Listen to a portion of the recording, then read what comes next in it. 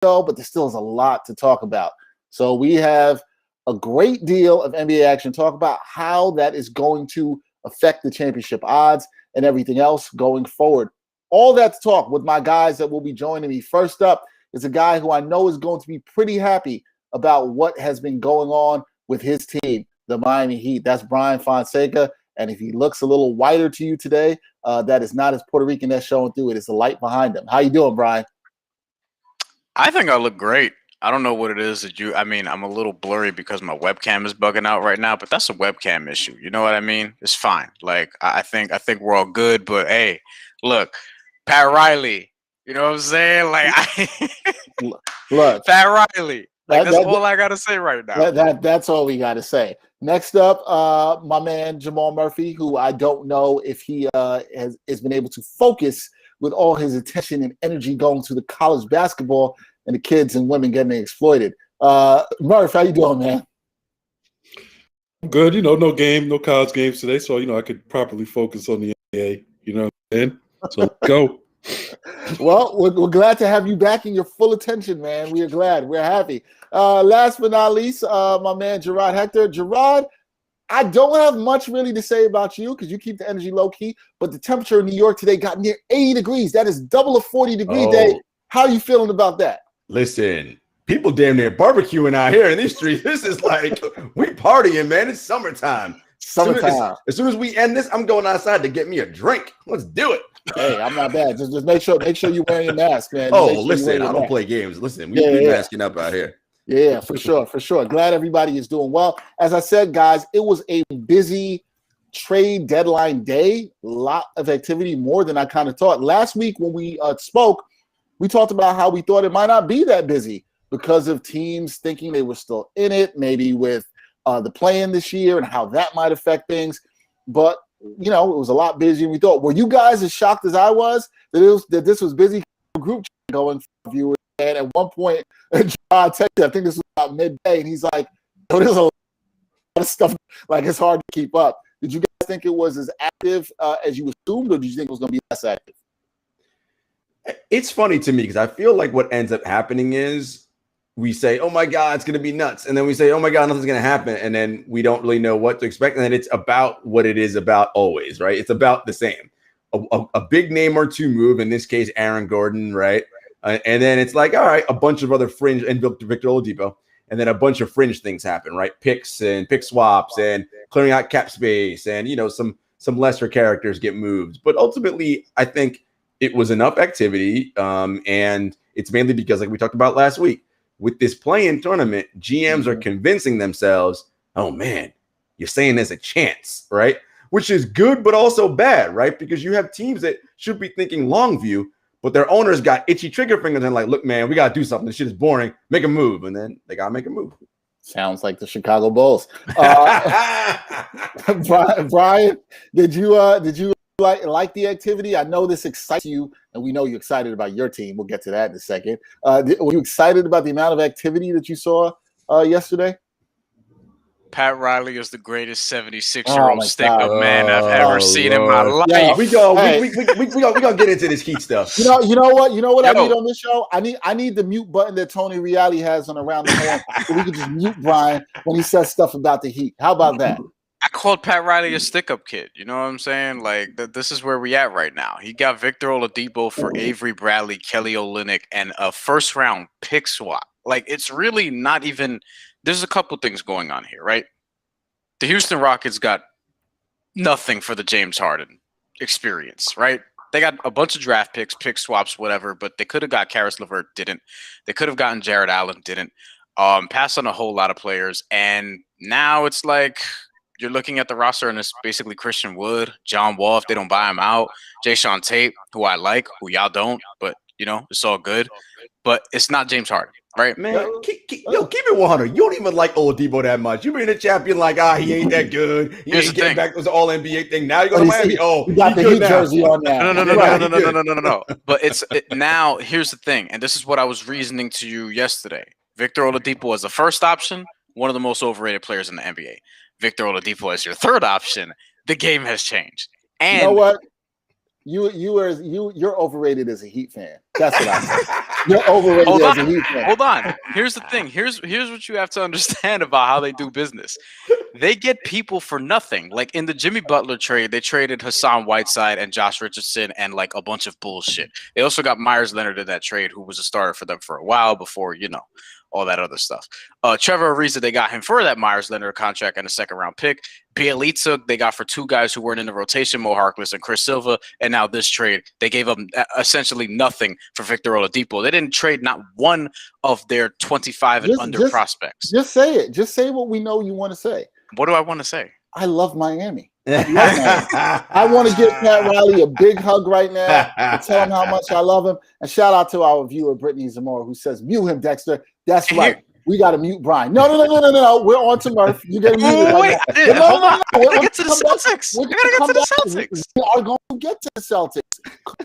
It's okay. It's okay. Come on. I got to get to them before Jaras has fucked the seas. Jarad's got to keep that energy. Jamal, how you doing, Murph? How did you feel about the trade deadline? Did you enjoy the activity? Was it what you expected? It was all right. You know what I'm saying? It was okay. I thought it was a bunch of little moves here and there. Nice little moves just for the sake of moves. I didn't think anything really changed dramatically. But they said, it was the all-time most moves, right? 46 moves. Didn't really feel like that, but okay. It was all right. Murph's still in college land. He's like, man, I ain't messing with these fools right now. I trade that line. I don't care about trade that line. All right. Well, so we talked about how we felt about how active it was, and it clearly was active. As Murph said, 46 moves on the day. But the way we look about it on this show, being an NBA betting show, was all right. How did these deals affect betting odds? Right? Would this now change how you look at some teams? Are you now maybe willing to put money on a certain team to win the championship, win the conference, or just in terms of how you will bet on them in day-to-day games? We're going to talk about 3 trades to kick this off. Let's start with Brian so we can get it out the way, right? We all know he loves Miami. The Heat acquired Victor Oladipo for, like we said, for nothing. It was Kelly Olynyk. What else did they give up, Brian? It's Kelly Olynyk, Avery Bradley, and a 2022 first-round pick swap. Now, here's what going to suck for Houston, but which is going to suck for Houston. And to Brian's point, I'm not going to necessarily say Houston got fleeced because I think they were at a disadvantage in this anyway. They could have got by anybody. That's kind of what I'm saying. I'm not necessarily giving Pat Riley all the credit here. He's good at this, but yeah, we know you love Pat Riley, bro. They didn't even get Casey Okpala or Precious Achiuwa, nothing. Nobody. But listen, they didn't get nothing. But see, my point about this, and I think you guys will rock with me on this, is that this is more about Houston's ineptitude than it is Pat Riley's greatness. Houston, if you look at all this, they should have just kept Karis LeVert. They didn't need to. They should have just kept Karis LeVert. They could have had Karis LeVert and Jared Allen. And they got neither of these young dudes, and they could have probably flipped Jared Allen if they wanted to. They gave up LeVert for basically nothing. So I'm saying that it's more about their ineptitude than it is Pat Riley. But we know, viewers, we know Brian is going to make you think that Pat Riley is the greatest GM in NBA history. That's how he feels and the energy he brings. So we're not going to start with Brian on this topic. We're going to leave him for last on this. The Miami Heat have acquired Victor Oladipo. Here's what I noticed, guys. Odds to win the championship before the trade were as high as plus 4,600 on FanDuel. Following the trade, this is right before. Following the trade, the highest odds for FanDuel, now at plus 3,000. Too low. Do you like the Heat's chances to win following the trade? This is to win the championship, okay? Is this a team you might go and put some money on with the odds at plus 3,000 to win the championship following this trade and acquiring Victor Oladipo, who's now the third option? Gerard, what do you say? In a word, no. But here's what I will say. First of all, Brian, how are you going to disrespect Andy Ellsberg, your actual GM, like that? I know Pat Riley's head of basketball operations, but Ellsberg is your actual GM. Dexter was doing the talking there. He didn't let me jump in to sort of correct him because I was going to make that correction. All right? No. We had to mute you. But wait, hold on a second. How are you correcting me when you're the one who plays Pat Riley? You did not mention the GM. He's the overseer. He's the overseer. But you got to get to Andy Ellsberg at some point also. You slave slave master now? Overseer is what we doing now? Damn, we wilding out here, Overseer of the organization. I know, I'm fooling with you. Look, You know, like, look, real talk. Listen. What they did was good, right? They were able to get players and not give up anything, right? But here's why it's going to matter. Look, for this year, I'm not sweating it. I'm not putting money on because I just don't think this is the Miami Heat year. Can they go on a run? Potentially, yeah. But from where they are right now, they're going to do a lot of winning in a short amount of time. And I'm not 100% sold they can do that. That's number one. But for future bets in 2022, here's what I'm thinking. You got all this cap space. Guess who was a free agent this summer? And whose first choice of player to play with him was Jimmy Butler. That's Kawhi Leonard. I ain't saying, I'm just saying. If the Clips flame out and Kawhi don't re-sign in LA, yo, guess what? It's a ready-made thing down in Miami. He goes down there. Then I'm like, oh, shit. Now look out. So, Brian can get real amped this summer. I will have to correct you on one thing, though, Gerard. You said if the Clips flame out, and I'm looking at like when they flame out. Because we do go by the mantra on the show. The Clips are going to clip. Clips going to clip. Yeah. Murph will be back in a second. So, Brian, you get to move up and give us more of your love of Pat Riley before I have to hit you with the mute button. Go ahead, brother. Look, all I'm going to say is that it's a combination of two things. It's Houston's ineptitude, which we already talked about, and then it's Miami just perpetually making these moves that help them without giving up much. And the NBA teams that are exchanging with them just sort of allow them to do it, which is interesting to me. Jimmy Butler, they got him without even having cap space. And now we're all the way over here. The Victor Oladipo thing, I think, does impact how I feel about at least the Eastern Conference this season. But I just don't know what to make of the NBA title picture at this point because now the Lakers are scaring me off a little bit, right? Like the depth is in question because we're starting to see what happens when both those guys, LeBron James and Anthony Davis, aren't there. And they better get Andre Drummond, I suppose, because they've needed a center all season. I don't know if that's going to fix everything, but I like Andre Drummond with LeBron later on. And I assume LeBron's going to be healthy later on, but we don't know about Anthony Davis. Now, in terms of Miami versus the rest of the Eastern Conference, because, in terms of getting to the finals, you have to get through your conference first. I feel better about them than anybody else outside of probably Brooklyn because of their offensive talent at the top of their roster. Philly didn't do a lot. They got George Hill, which I guess will help, but it's George Hill. Like, I'm not going to go crazy about them getting George Hill. Someone today tried to tell me that George Hill was one of the best transactions. And I said, what the fuck are you talking about? It's George Hill. Like, it's George Hill. George Hill gets buckets, man. Yeah, we'll see what happens. But, I think that... look, I know you love Bam. Listen, Embiid gonna bust his ass. Come on, stop playing. He's not. Stop playing. He's not. Stop playing. Stop He's playing. really not. He's not. Because playing. here's the thing. It's like Embiid, as much as I love him, he has to show me, what he can do in the playoffs still. Because he hasn't quite been the same dude that we've seen in the regular season in the playoffs. So Bam's actually get a better playoff resume than Joel Embiid has. In the season it's one run. It's one run. Let's see Bam do it again. Even in the Eastern Conference semifinals in 2019, when Jimmy Butler carried them, Joel Embiid was averaging 17 and 9 and shooting less than 40% from the field. That's true. That's terrible. And Ben Simmons was also awful in that series too. He was averaging 11, 6, and 4, which is even bad by Ben Simmons standards. So basically, in terms of the odds part of it, it makes me feel better about where Miami is. But I'm still hesitant to put a lot of money on anybody right now, just because of the way the NBA season is. That's fair. Murph, we talked about the Oladipo trade. Glad you were back. Would you put money on the Heat to win it all with their odds now plus 3,000? It's a decent long shot pick. I don't really think it's going to happen. Obviously, I still put them. I think the Oladipo trade does put them in the top 3 in the East, maybe the top 2. But I just see them messing with Brooklyn if Brooklyn is healthy. But if you want to put a couple dollars plus 3,000, it could go worse places. You're right. Could go worse places. I don't think any of us are going to love this in the way that Brian does. All the riding of Pat Riley. It's a bit much. They gave up one rotation player. It's a pasty white dude from Canada. No offense. Wow. You gotta make all the Canadian white brothers mad. Come on, man. Come on. All right. Kelly Olynyk is pasty. He's cool though. Kelly Olynyk is straight. He'll be good in the 20 or whatever games he's gonna play with Houston. It's just it's Kelly Olynyk. Shout out to our man Eric Chang. He's back. What's good, homie? And the last thing about Oladipo is this is where he's wanted to go. Oh yeah, he's playing for a new contract. Look, like they have to get the best version of him because if Oladipo doesn't do it now, he's not going to get a big contract for the rest of his career. That is true, and he should be motivated by that, and we'll see how all that plays out. We'll also see how that plays out for Houston. The second trade I wanted to talk to you guys about, the Nuggets. Now, the Nuggets made a lot of moves, and I think in a lot of people's eyes, they were sort of the winner of this trade deadline with the moves they made. They got JaVale McGee, but that's not the trade we're going to talk about. We ain't going to be talking about acquiring JaVale McGee. Come on now. We're going to talk about the acquisition of Aaron Gordon. They got Aaron Gordon and Gary Clark and Orlando. This was a trade between them and Orlando Magic. Orlando got Gary Harris, RJ Hampton, and a first-round pick.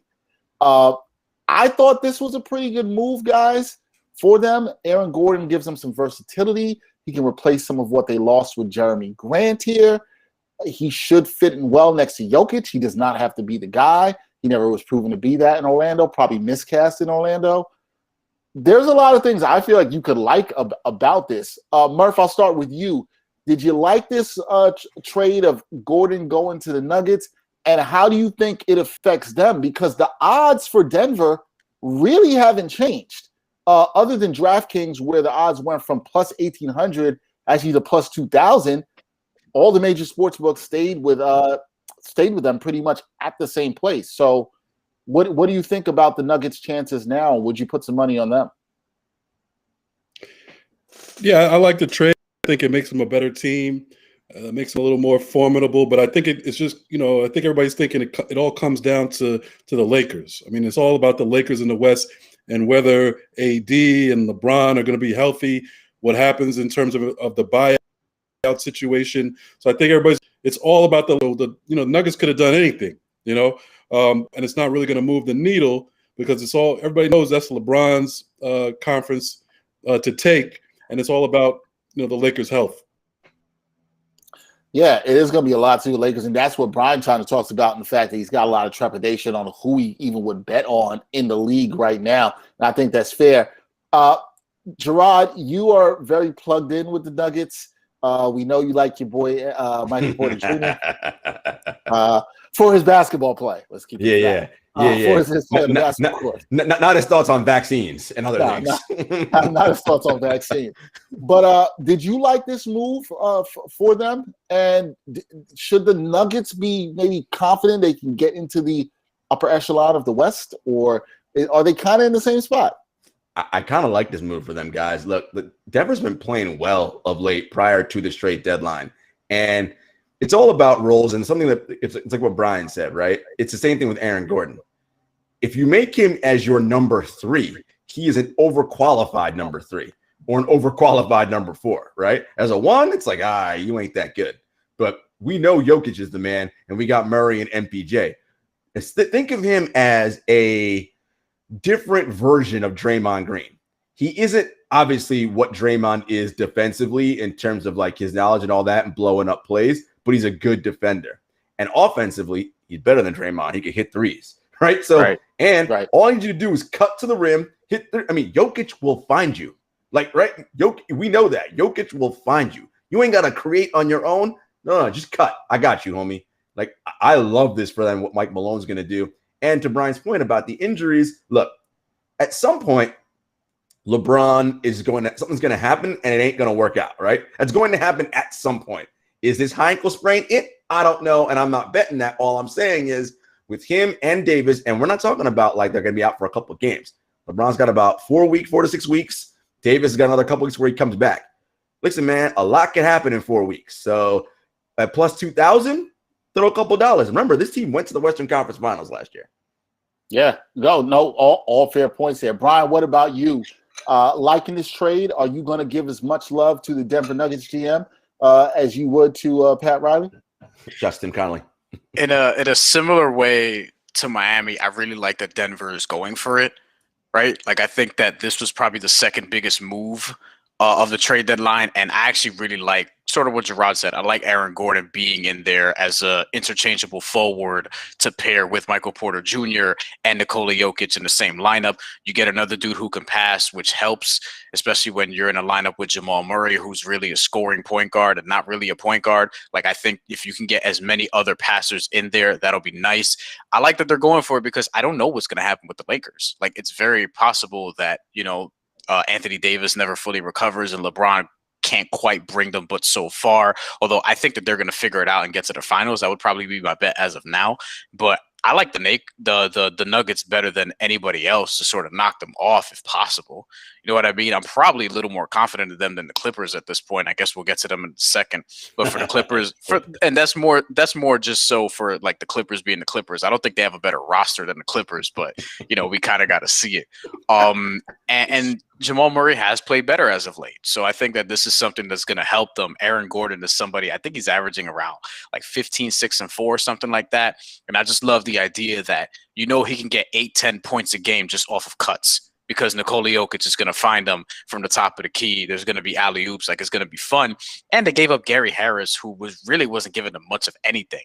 And I think RJ Hampton is actually going to be a pretty decent player, for the Orlando Magic. Probably even better than pretty decent because he was like the top-rated high school player of his class at one point. And I think with him and Cole Anthony, they're going to do some interesting stuff down there. So I thought it was a win-win. But getting off of Gary Harris and bringing in Aaron Gordon, I think that was huge. And that was the best part of it for Denver. Yeah, I actually like this. I'm in on this as if I had some money to throw a couple dollars on them because of the reasons Gerard said. You don't know what's going to happen with the Lakers. A lot can happen. We'll see. If you want to throw some money on the Nuggets at plus 2,000 right now, it's why not? This could be crazy. A lot's going to be going in the next 6 to 8 weeks in terms of the health of teams in the East and Western Conference and how that's going to shake out for stuff in the playoffs. So we'll get to it. All right, the last trade we're going to talk about, guys, involves our team, LA Clippers. So yeah, not Evan Fournier. No, we're not talking about Evan Fournier. Fuck the C's. Yeah, no, we're not talking about that. I don't know what they're doing. I don't know who's going to play center. That's another topic for another day. The Clippers. They got a point guard. They needed a point guard in here, somebody to run the offense. And who did they go get? Rajon Rondo. That's what they did. They couldn't get Kyle Lowry. They couldn't get Lonzo Ball. They got Rajon Rondo. Now, look, man, they traded him for Lou Williams, and was it a couple second-round picks? A couple second-round picks in that deal? Yeah. Lou Williams and a couple second-round picks. So Lou Williams is back home wings. and played the lemon pepper wings, right? Can't go wrong with the lemon pepper wings. Lou Williams back home in the ATL. Rajon Rondo, who really hasn't played much this year, hasn't really played well, now playing the Clips. I'm somebody who likes Rondo, but I don't know if you guys are feeling like me. Does this do anything really for the Clippers? Or the Clips are still going to clip with Rondo running the ship? Like that bar right there. It's pretty nice. Look, what do you think, Gerard? Ty Lue is like hoping and gambling that, all right, I know enough and I know what Rondo's going to do. Let's be clear. Playoff Rondo is a thing, but it isn't a thing in the way most people think that it is. Will his knowledge and his smarts and basketball IQ help them in situations? No doubt. I think Rondo will help them win a playoffs game, no doubt. Now, will it actually be enough to tilt it over the top? Because we're talking about getting to the conference finals and the NBA championship. I don't know, man. That's a lot to ask out of Rondo. That's a lot because why Rondo worked out so well in LA last year with the Lakers, who's the boss of that team? LeBron James. There you go. You can say it, Gerard. Say it. Who the boss of this team? Paul George? Kawhi Leonard? And again, because Kawhi's just not that, he's not that I'm going to get in your face kind of dude. He's just like, yo, fuck it, I'm going to just be a machine and terminate. Well, then, if ain't nobody talking, Rondo going to think he's in charge. But Terrence Mann. And that, problematic. You know what I think, though? You want to know what I think is guaranteed? This is a Brian special, this trade coming up. Why is it Brian special? That's a fight. Oh, 100%. When are we getting – I want to know what the odds is on Brian making a bet that there'll be a kerfuffle between Rajon Rondo and Paul George. Yep, 100%. That's what I want to know. That's not even where I went with that. I thought you were going to go Rajon Rondo, Patrick Beverly guarding each other in practice and then getting into a kerfuffle. The odds on that are going to be like +1. We know that's going to happen.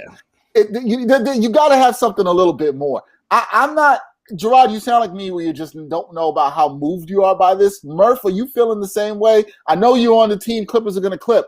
Are you feeling the same way about this Rondo move, and does this make you more intrigued to bet on the Clippers or stay away? I do like the move. It's just, Rondo, I mean, they need him badly. They need Rondo to play like he did, in LA last year in the playoffs. They need him to do that every night. So, the need is so big for the Clippers. I don't know if Rondo can really handle it. We don't know if he'll be healthy. We don't know, even in the playoffs, he's playoff Rondo, but he's also gotten hurt and missed playoffs in his career. So you just never know if everything works out and he plays. I think it's huge, but will that happen? And even going back to Denver, I think that's part of the Aaron Gordon situation. He's always hurt too, by the way. And every time I look for Aaron Gordon, he's not in the lineup. So hopefully that changes for him in Denver also. But yeah, no, I like this for the Clippers, but I agree with Gerard. I think if he's healthy and he's playing in these series in the West, he can help them. He could help them even beat the Lakers possibly, because they don't match up too poorly with the Lakers when they actually play each other. But it's in terms of putting money on the Clippers, that means you're putting money on Rondo being healthy. So I don't know. No, I haven't agreed with all the points. Brian, we know you're here for the violence. How likely is it that Rajon Rondo gets in the face of PG-13? I wrote some bullshit today where I called the Clippers a winner because they made this trade, but I lied. I don't think this is that good of a trade for this. Why are you out here lying to me? Because, you got to keep your paycheck coming in, right? So basically, like with Rajon Rondo, I don't think this is that good of a trade. And I mean, I think giving up Lou Williams and the draft picks, I think that part of it and getting Rondo is good. But in terms of like Rondo actually helping them, like sustainably, I just don't know how you can depend on him to just be healthy and carry an offense in that point guard way that Kawhi Leonard seems to want. Right? Like he wanted a point guard. He wanted Kyle Lowry reportedly, and this is not quite Kyle Lowry. Like he did help the Lakers last year, but let's not act like the Lakers wouldn't have won a championship if not for Rajon Rondo. They would have figured it out. Like they just would have figured it out because they had LeBron, Anthony Davis, and other moving parts. Like it's all about whether or not Paul George in particular is going to come to play during playoff time, which for some fucking reason, ever since he's left Indiana, he's sucked in the playoffs for the most part. And I can't figure that shit out. Like it doesn't make a lot of sense. With Kawhi Leonard, I mean, if he doesn't really look like the Kawhi Leonard of old, offensively or defensively, just sort of watching him. So I don't know if his prime is going to be shorter than, some of the other guys at his level. So that's reasonable to ask, like whether or not he can get to that level where people were saying, oh, he might be better than LeBron, which is obviously not the case.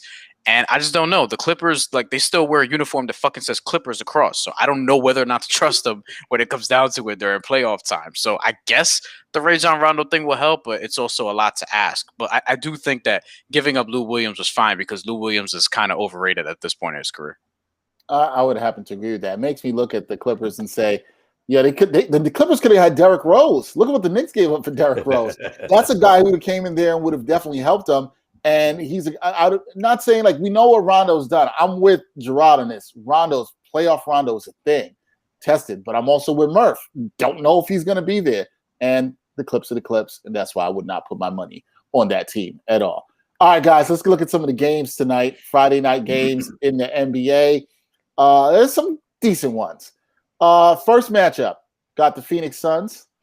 They are 4-point favorites on the road in Tampa. I was going to say at Toronto, but they are not there. Versus Toronto, Kyle Lowry stayed with the team, not going anywhere. The over-under in this matchup is 234.5.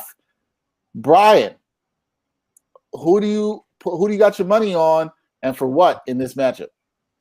Phoenix, although I hesitate to go over on them just in general because we've talked about the pace and things of that nature and just generally how they play. Norman Powell, which was one of the trades we didn't talk about, is no longer there in Toronto, and I think is actually going to really help Portland. They still need, Nurkic to come back and be good, but at the same time, it's like I think that's going to be a significant loss for them, even though they added Gary Trent.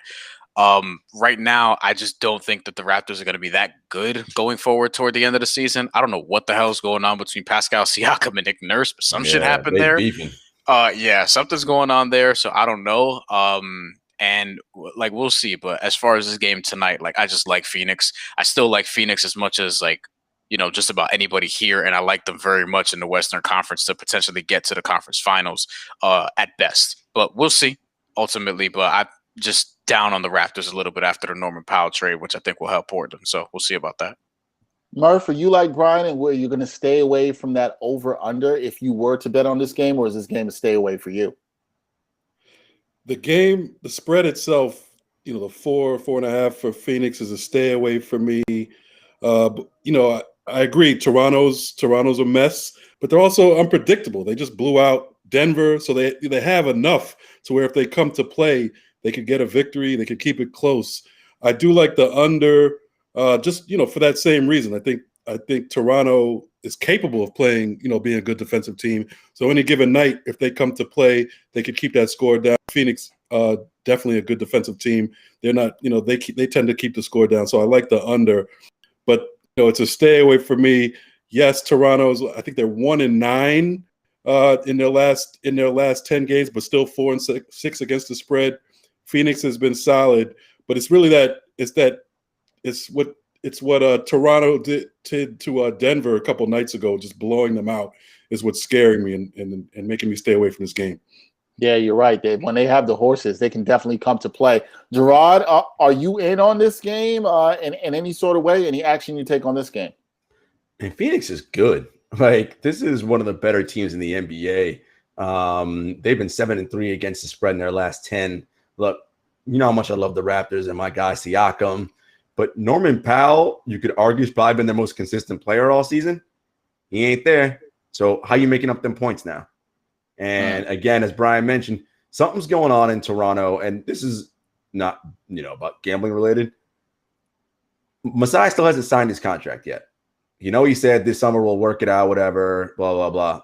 Look, man, it might just be a whole reset going on over there in Toronto. It's like after you win the championship, it's like things are a little bit challenged. Maybe we rebuild this thing. But tonight, I like Phoenix -4. Stay away from the over/under. Raps trending in the wrong direction.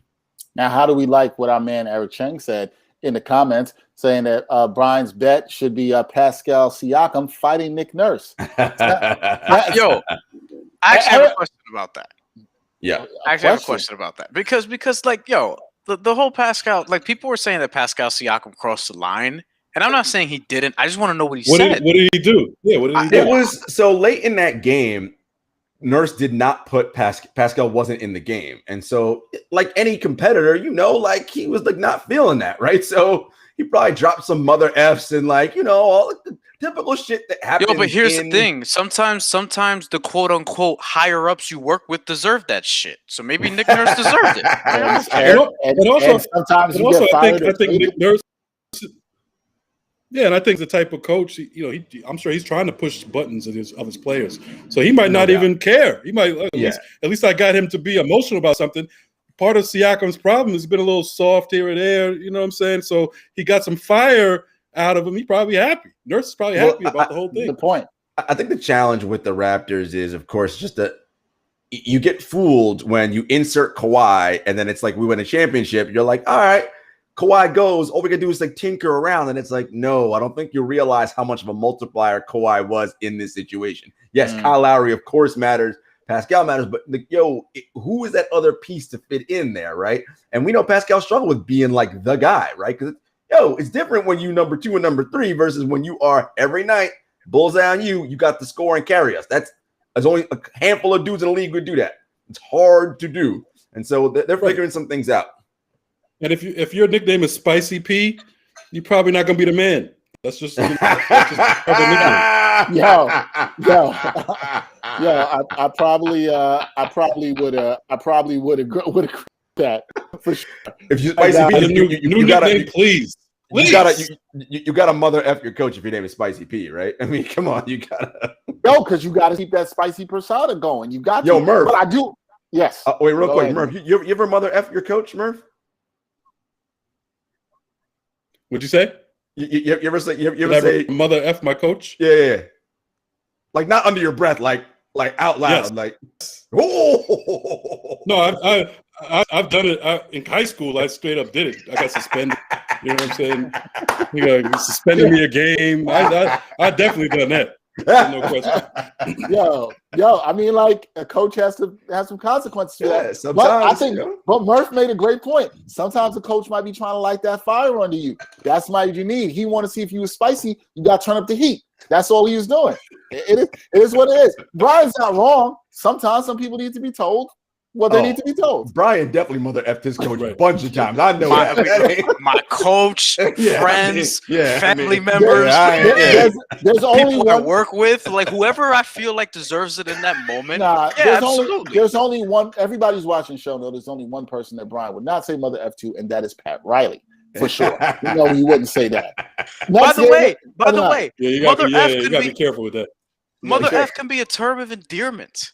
You know what I mean? Like, you can reverse it and you could use it in a way that's like, yo, that's my mother F. You know what I mean? Like, it doesn't matter. That's a bad mother F. Like, whatever. I feel you. You know what? That is true. That is true. No, what words of aggression from Brian? We might have to make that a new segment on here. We might have to do that. All right, next game of the night. Brian likes it, of course. What do you think? Brian likes it. Next game of the night features Gerard's team, the Boston Celtics. They are in Milwaukee to play the Bucks. The Bucks are 6-point favorites in this. The over/under for this is 234. Interesting matchup. The teams played the previous 2 nights ago. So this is a back-to-back, not necessarily on back-to-back nights, but a back-to-back in this series.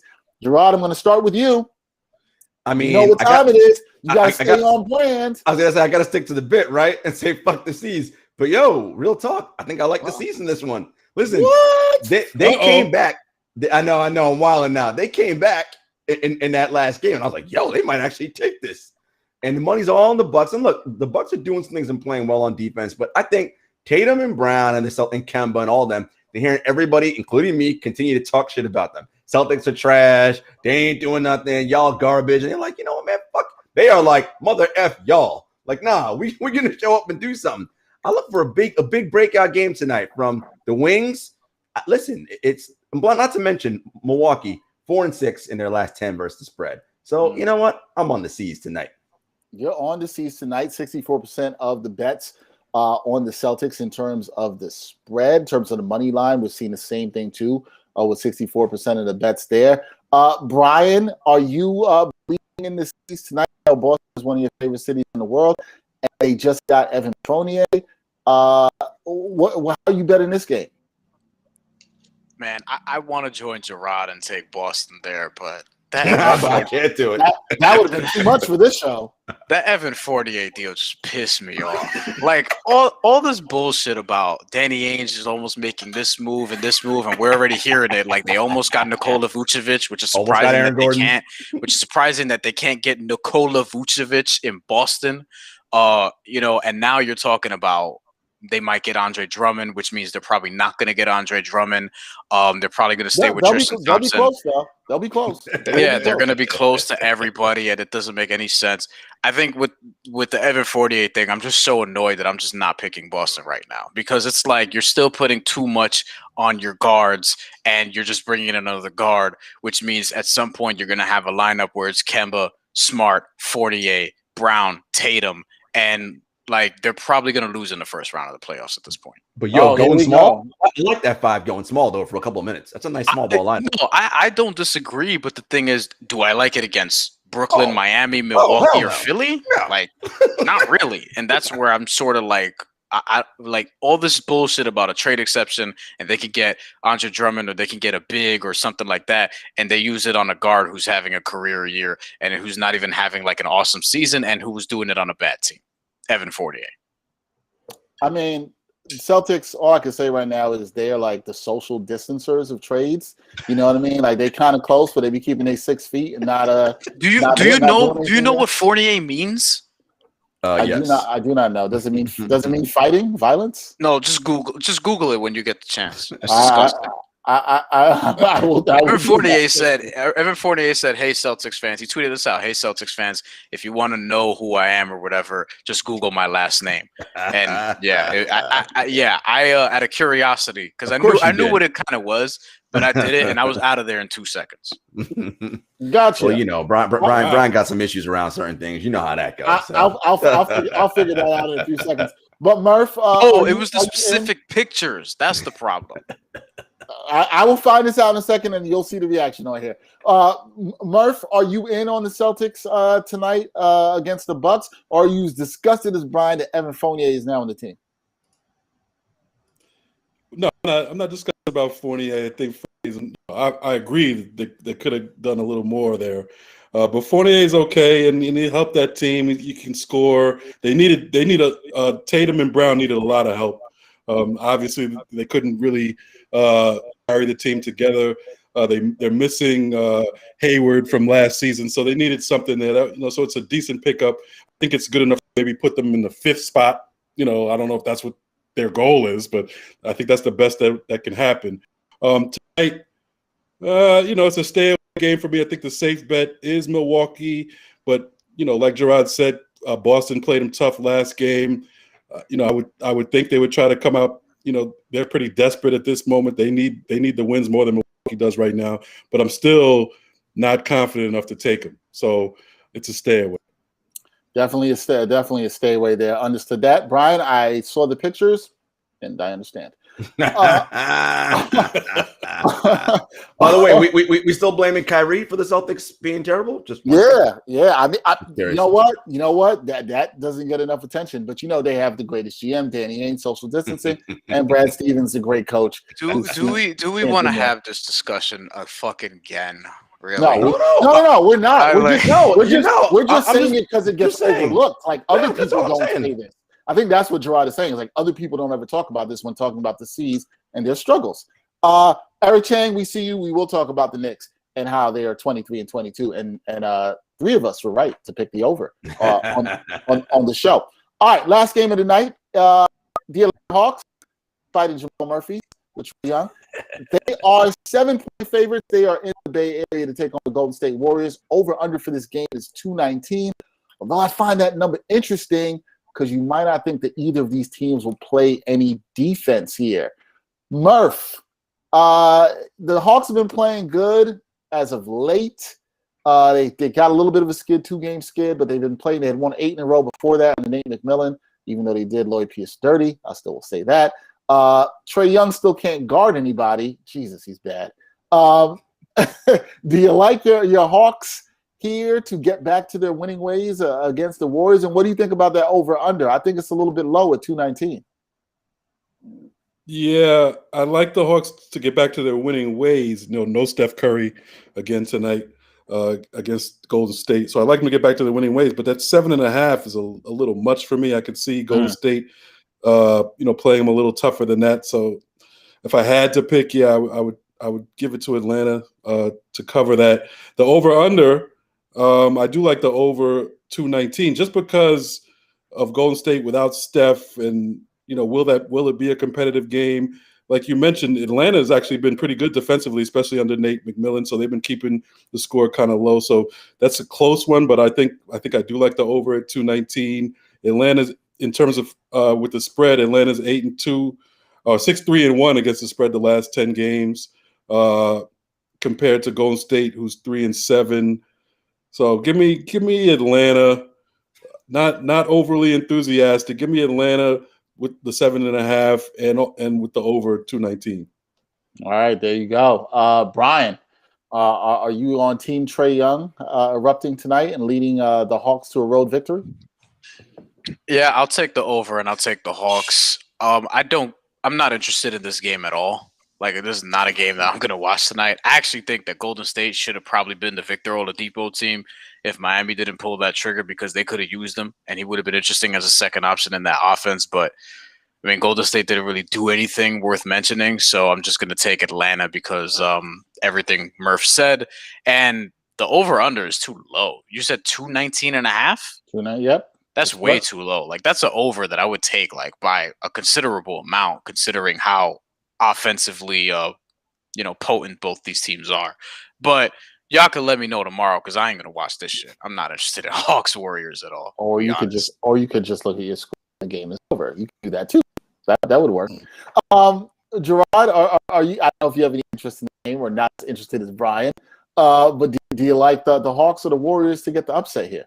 I think the over-under is actually exactly where it should be. Yo, guys, the Warriors are the number 7 defensive rated team in defensive rating in the league. They can guard.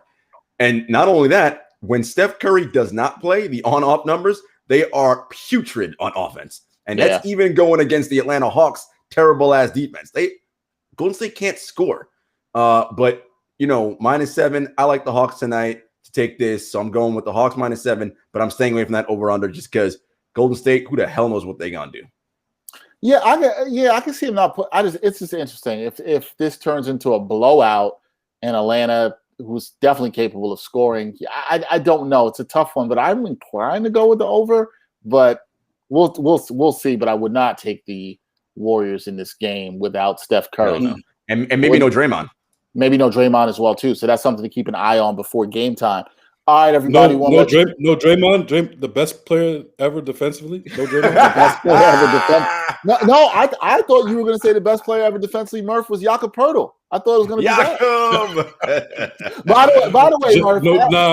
I'm not picking Jacob. No Jacob.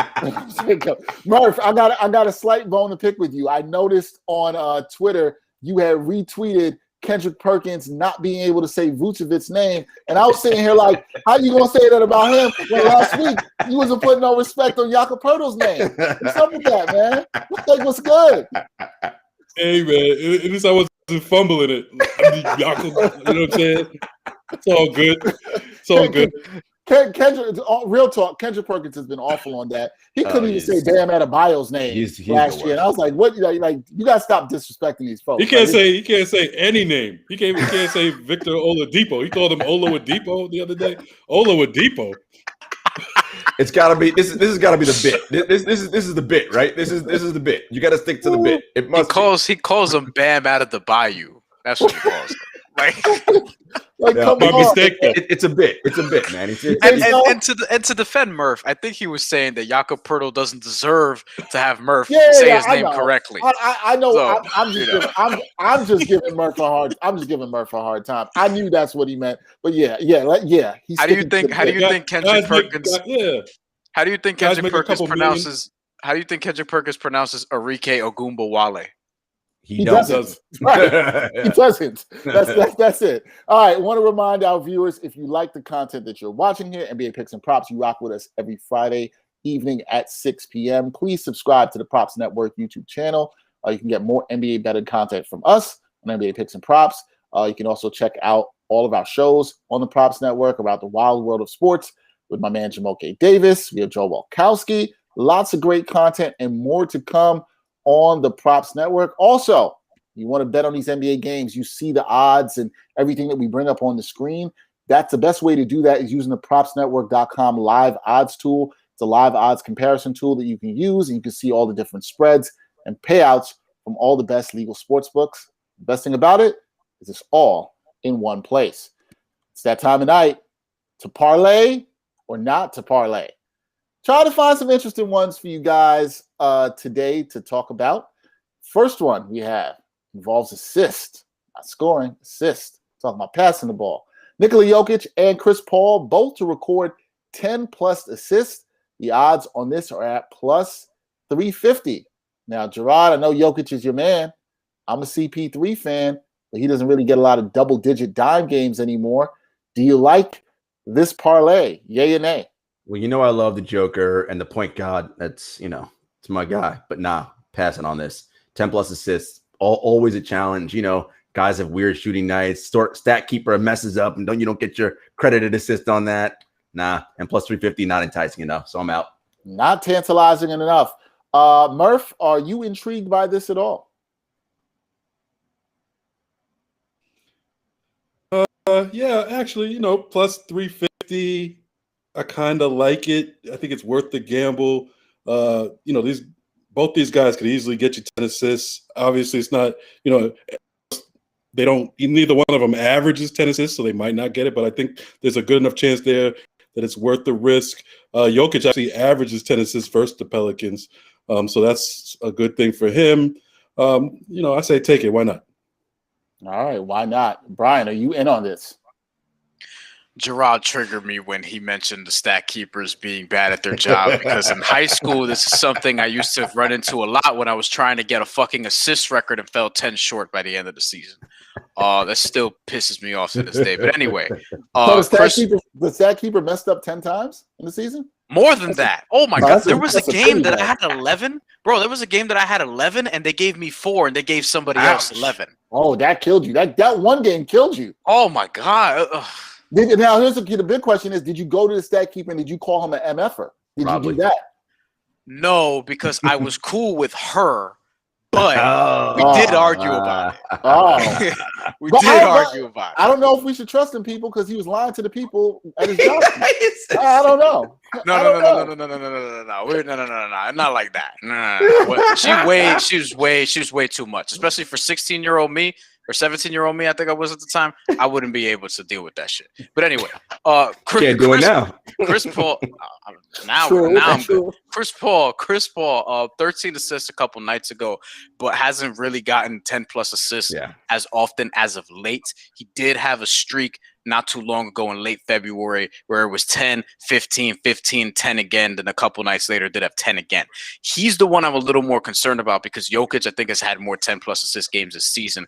But I would still take this bet because I do like the odds. And, it was 10 assists. Chris Paul at the beginning of the season was like sort of where he was when he was with OKC last year, which is in that 6-7 range. Now he's at 8.7. So he's gotten a lot more assists from that point. But I still think that, I don't love this bet, but I would take it because I do like the odds and the upside and the possibility of it actually happening. Yeah, I'm not tantalized enough. I don't trust it. And now y'all got me thinking about the scorekeepers. Somebody's gonna mess it up, and somebody's gonna be mad. I love CP3, and I think CP3. I'm like you, Brian. I think CP3 actually worries me more here. I'm more confident in Jokic getting the 10 plus. But this is a stay away for me. Odds aren't tantalizing enough, so I can't do it. Next parlay. Giannis and Luka, both to score 30-plus points tonight.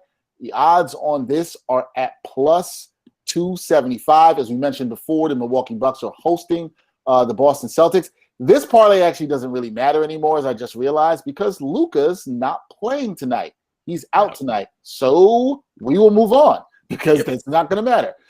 Next, Karl Anthony Towns, Domantas Sabonis, and Kristaps Porzingis to record 11-plus rebounds. Now, this is what I call the tantalizing odd range. It's at plus 750. Brian, I'm going to start with you because, you used to get on KP for not grabbing enough boards. You want him to be down low, banging more, blah, blah, blah, blah. You hate KP, all this stuff. Pat Riley wouldn't even trade for him, that kind of stuff. You know what it is. Do you believe in this parlay at all? Do you think these dudes they got to get at least 12 rebounds? Do you think this can happen? Karl Anthony Towns, absolutely. Domantas Sabonis, absolutely. Here we go. What a shock. Here we go. Porzingis, I don't know. You know what I mean? Like I'll give him credit. He's rebounding better this season than he was last year. I think he's at 8 or 9 a game or something along those lines. He's the one that gives me the most trepidation here. But if I'm doing the math, because I am fully confident in the other two, and I would be taking a chance on Porzingis, being that the odds are plus 750, yeah, I'm taking this bet. I'm not totally confident that Porzingis is going to do it, but I think it's worth a shot if I believe in the other two so much. And Porzingis has, he's had some big rebound games this season, so it's not like he can't possibly do it. He's not where he was when he was with the Knicks, where I thought he was an overrated rebounder. But at the same time, still, like he's on a different tier than these other guys and not for the better. Still, I would take this bet, even though Porzingis scares me a little bit. But plus 750 is great odds, so. I hope you're watching this and you tell Brian that he was an overrated point guard in high school. That's why he missed that assist record. That's why I was quite underrated, actually. Of course you were. Everybody at your height feels that way. Gerard. Gerard. That was good. Are you taking this parlay? Yes or no? See, this is why we love Brian. Brian knows I joke with him like this. That was really good. It's Brian and I joke the whole time. Go ahead. Plus 750 for sure, but like Brian, KP's the only one that I'm like a little hesitant on, but at plus 750, you got to love those odds, man. Definitely all in on this one. Definitely all in on this one. Murph, what about you? I know you've been Team KP with me at times. Are you in on this? Yeah, plus 750, I'm in on it. I think really when you look at the game logs, it's really Karl Anthony Towns who hasn't had over 11 rebounds in a long time. Porzingis had 13 rebounds a couple of games ago. Sabonis has been a beast on the boards. Why not? We know Towns is capable though, so I think plus 750. I like the matchup. He's playing Houston. I feel bad for Silas still. Hope he doesn't cry. Hope he doesn't cry after tonight's game because they'll probably take another L. But I think I like that plus 750. Take that. Yeah, I think this is one you got to jump on. I too, like you, thought like Cat is the one I'd probably be a little bit more worried about. But like his matchup, I'm a little bit worried, actually, somewhat about Porzingis because he's probably going to have to do more offensively tonight. And is he going to crash those boards and be as aggressive? I think that's something to watch. But like Gerard said, with the odds, this is one I feel like you got to jump in on. If you got a couple dollars, definitely throw it on this one. It can't hurt. All right, last one, guys. Donovan Mitchell. We know Brian doesn't like the Jazz. Jason Tatum. We know Gerard doesn't like the C's. And Devin Booker, who our producer Greg loves. We know that for sure. All the record 3+ threes made. Odds for this are plus 500. Brian, are you in on this? Yeah, I'm gonna take this because it's plus 500. I'm a little scared off by like all of them. You know what I mean? Like, I'm not scared off because I'm going to take the bet, but I'm a little scared because, just some nights you only get two.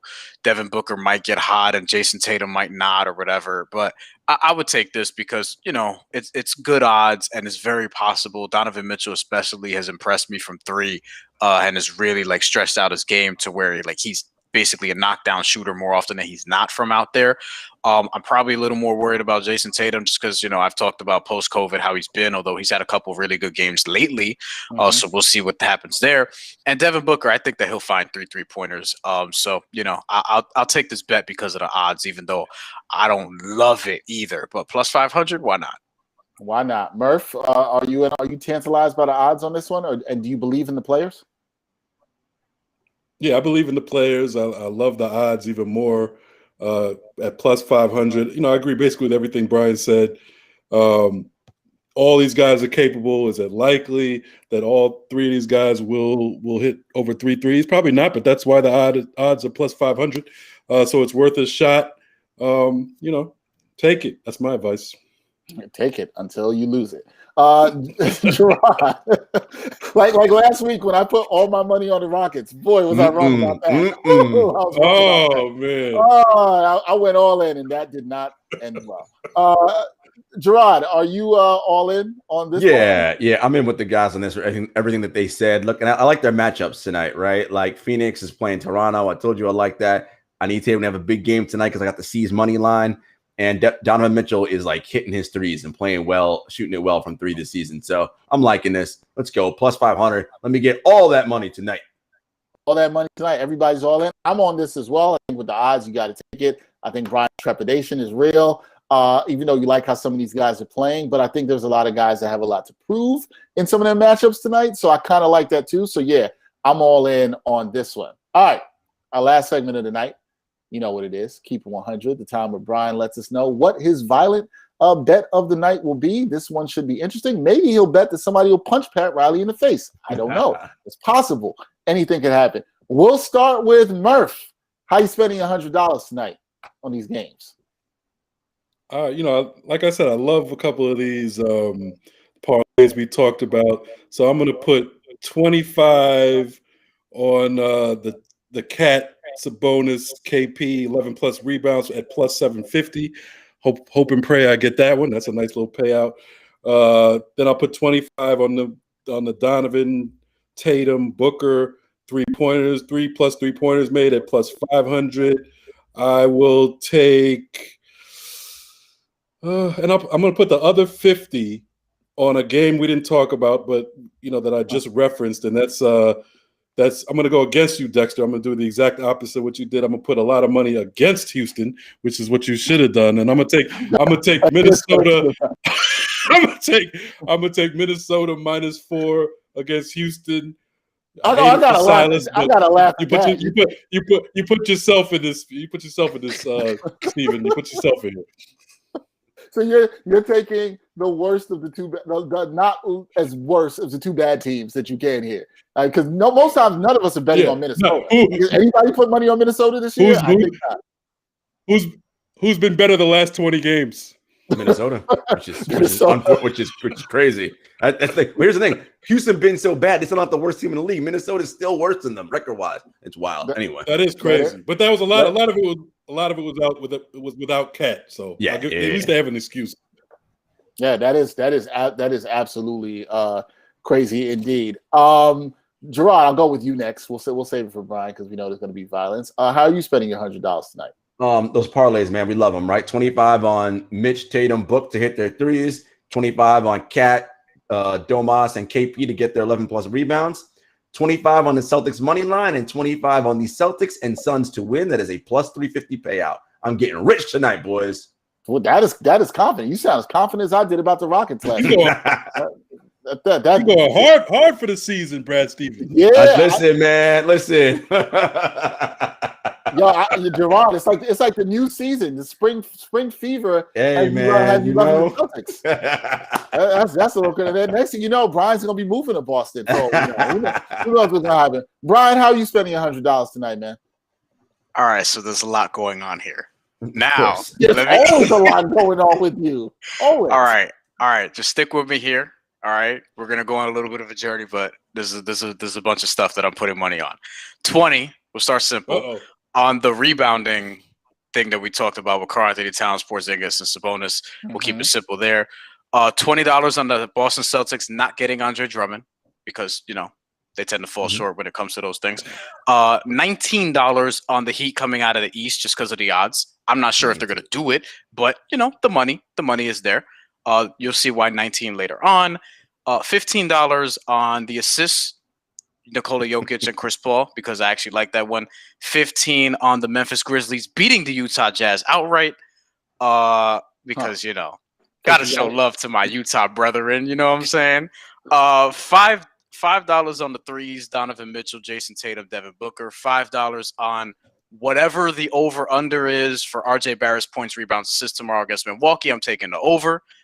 Because RJ Barrett is starting to prove me right. And the $1 bet will be shout out to Eric Chang, Pascal Siakam versus Nick Nurse in some sort of blow up that we see publicly. Shout out to Eric Chang for giving the inspiration. I think that's a pretty good bet. I'd like to see that. All right, my 25 for the night. We talked about the parlays we all love. Going with the Karl Anthony Towns, Domantas Sabonis, Kristaps Porzingis to get 11+ rebounds. Got to throw 25 on that. Also going to go with the 3-pointer parlay of Mitchell, Tatum, and Devin Booker. And then I'm going to throw $50 on once I saw Luka not playing tonight. I like the Pacers here on the road. They had a good win in their last game. I'm going to take them straight to win in the money line. I'll throw $50 on that. And the Pacers do not let me down. I feel confident in that. But again, I foolishly was confident in the Rockets. So take that for whatever you want or whatever you think that is worse. So that's keep it 100. Our man Eric Chang had brought up the fact that the Knicks are now 23-22. And some of us, we had picked them.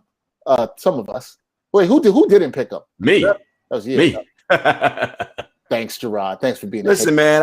They had to show me. But they showing. They got there. They've cashed in already on people can cash in if you put the money on that for their over a total. How you feeling, Murph? I'm feeling good. We had that good energy. Gerard can't feel this good. No, it's great. I told you it's all about Tibbs. Tibbs is going to scratch out every win possible, and he's done that. They have a little talent there, but it's all about Tibbs. Knicks are better than the Celtics. Yeah, well, I mean, you want to really start some spice in the show. You know what you got to say. The Knicks are better than the Miami Heat. That's pretty crazy. Yeah, no, they're not though. I'm not saying. I mean, they are. But if the Knicks and Celtics do play each other in the playoffs, I don't know. I at this point, the way Boston's looking, once again, is this Kyrie's fault that Boston's not good? Just curious. Yeah. Nobody wants to talk about that. I got a Kyrie question though. So he misses the road trip. Yeah, right? PTO. Yeah, no more PTO reason. PTO. He then it comes out his girlfriend. He's having a baby. Did she have the baby, and that's why he missed it, or he missed because he found out she's having a baby? Like, he's retiring soon. That's all I know. He missed it for PTO. I told you, dog. He took the week off. He needed a week off. Maybe he had to take it to some doctor's appointments. I don't. All I know is that listen, if Danny Ainge don't get Andre Drummond, then Danny Ainge ain't doing shit. Yeah, he's not. I got 20 on the bet that he's not. I like that bet. Any trades before we go, guys? And this is also opened up to our viewers watching. Any trades that you liked that we maybe didn't talk about that you thought were really good moves at the deadline? Nah, again, I think most teams just kind of talk themselves into things because, again, as you mentioned, Dex, like Arturas Karnisovas in Chicago had a long-term plan. Krause and Reinsdorf, his ownership group was like, I'm getting bored of this shit. Do something. And this is what happens. Like, they fuck up your long-term. The only GM who gets to do his long-term planning is Sam Presti. Every other GM, your owner gets bored a little while, he fucks up your whole plan. Listen, I love what the Knicks are doing right now. Y'all better hope Dolan don't get bored. Well, I mean, that's fair. He didn't get bored at this deadline. And the Knicks actually picked up 2 second-round picks and Terrence Ferguson, which was not a bad move in that 3-way deal with George Hill. So they showed me patience in that. Any other trades that you guys like? Brian talked about Norman Powell. I thought that was a good move for Portland. I thought that was a pretty doubling down on offense, which I love. Double down on offense. Norman Powell. Yeah, and Norman Powell in his last 28 games is averaging over 23.5 points a game, shooting like 50% from the field, and I think over 40% from three. Like the defensive concerns are there for me. Like some people have it about the Nets. How are you not going to have it about Buck Portland? Defense? Portland scoring 140 a game. That's their plan. 140 a night. I just hope that for their sake, because Enes Kanter's actually been pretty solid on more nights than he has offensively. Yes. If Nurkic could be. He was getting outplayed by Enes Kanter before he got hurt. But if he can come back and show like some of what he showed in the bubble last year at the very least, I think then I'll feel better about my bet about them going to the Western Conference Finals potentially. I still think Norman Powell is going to help them a lot though. Like now you're betting on having a 1, 2, and 3 that you're just not going to be able to stop. And out West, I mean, like, honestly, are the Clippers going to stop them? Rondo's not what he was defensively. Patrick Beverley is not what he was defensively. Are you going to just put Kawhi and Paul George on them, and then who's going to guard? Like, it's just going to be a mess. So I think Portland's going to be able to outscore a lot of teams. And on the point about the Chicago Bulls, I actually don't mind the trade for Nikola Vucevic because they're at least committing to Zach LaVine to some degree, which, I'm not for that. But I'm saying, like, organizationally, it's like, okay, I see the plan in terms of, like, we're going to max Zach LaVine. We want to give him a running mate who's also an all-star, and then we'll see what happens. They're probably not going to be better than a 5 seed, though, because, it's Zach LaVine, Nikola Vucevic. Kobe White is a 6-man, probably. Zach LaVine also having the most efficient year of his career, right? He's quite efficient this season, so we'll see. I'm not sure they're better than a 5 seed ever. Like, I'm not sure how much more they can really improve their team. Like, who is the brighter future right now, the Bulls or the Knicks? I'm like what the Knicks are in terms of their flexibility and things that they have. But right now, and the Knicks are ahead of them in the standings. So, the Bulls, I like Vucevic. They got Daniel Tice. It's fine. Oh, that's right. I forgot. It's fine. Okay. Yeah, Vucevic is 31. Yeah. You know what, though? Like, the Knicks, I'm glad they didn't do anything. I really do think they should get Lonzo Ball, though. I do think that that's the point guard that they should try to go after. And you would have a starting 5 of Lonzo, Emmanuel Quickly, RJ Barrett, Julius Randle, Mitchell Robinson. That's a small backcourt. Yeah, but in this league, Lonzo's what? Lonzo's 6'6", so he's decent size in the backcourt.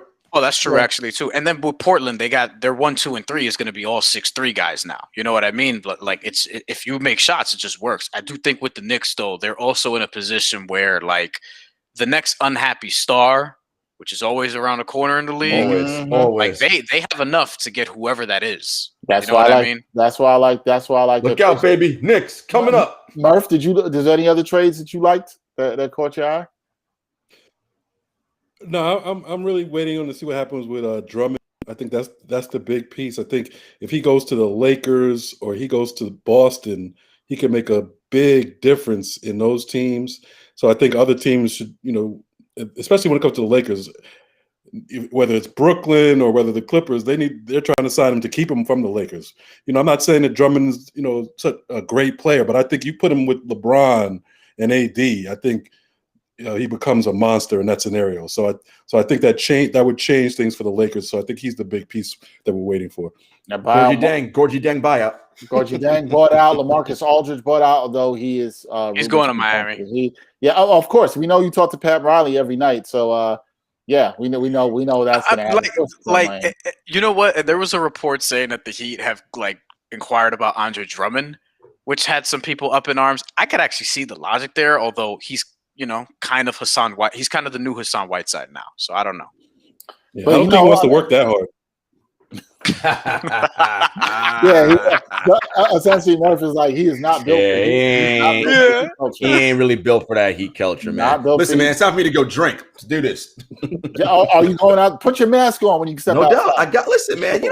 I always got my mask. I double mask when I go. I don't play games out here. Yeah, you can't be playing games. All right, to our viewers, please be safe out in the streets. We will be back next week, 6 p.m. on Friday evening to talk more. I'm sure it'll be something crazier going on in the world of sports. There's some reason for Brian to kiss Pat Riley's rings, as our man Eric Chang said. We thank all of you for buyouts next week, baby. What? I said buyouts next week. Oh, buyouts next week. I thought you said my house. I was like, okay. I'm trying to get a new place. Yeah. For Brian Fonseca, loving the Heat, my man Jamal Murphy, loving the college basketball, and Gerard Hector, who's about to go out and enjoy this wonderful weather. I'm Dexter Henry. Until next time for NBA Picks and Props, y'all. Peace.